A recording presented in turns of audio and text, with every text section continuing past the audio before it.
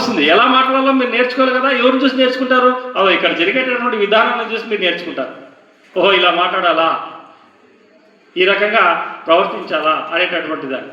సరే, ఆ రకమైనటువంటి క్రమశిక్షణ మీరంతా కలిగి ఉండి మన కేటీఎస్ ప్రభుత్వ డిగ్రీ కళాశాలకు మంచి పేరు తెస్తారని చెప్పి నేను ఆశిస్తున్నాను.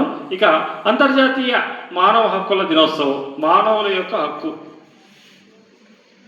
ఏమి ఈ హక్కులు అంటే, ప్రతి మనిషికి జాతి, మత, లింగ వివక్ష, కులము, తర్వాత రంగు, వీటితో సంబంధం లేకుండా సమానమైనటువంటి హక్కులు ఉండాలి.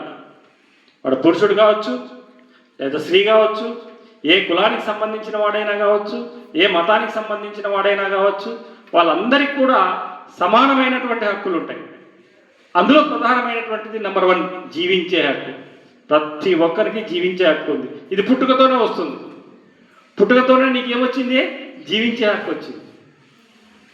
ఎవరు కూడా నిన్ను చంపడానికి లేదు, నిన్ను నువ్వు చంపుకోవడానికి కూడా లేదు. ఆత్మహత్య నేరం.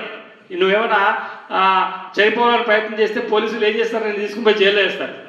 నువ్వు ఎవరికేం హాని చేయలే, నీకు నువ్వే హాని చేసుకున్నావు, అయినా కూడా నేరం. నువ్వు బతకాలి, కష్టపడి ఎలాగోలాగో బతకాలి. అది పెద్ద నేరం అన్నమాట. కాబట్టి జీవించే హక్కు ఉంది, నువ్వు జీవించాలి. అలాగే నీకు చదువుకునే హక్కు, నీవు సంపూర్ణమైనటువంటి ఆరోగ్యవంతంగా ఉండేటటువంటి హక్కు, ఆరోగ్య పరిరక్షణ హక్కు, నీవు సంపాదించుకోవడానికి, నువ్వు డబ్బు సంపాదించుకోవడానికి కూడా హక్కు ఉంది. అలాగే భావ ప్రకటన హక్కు, నీ యొక్క భావాల్ని నీవు స్వేచ్ఛగా ప్రకటించవచ్చు. ఇలాంటి హక్కులన్నీ కూడా ఉన్నాయి.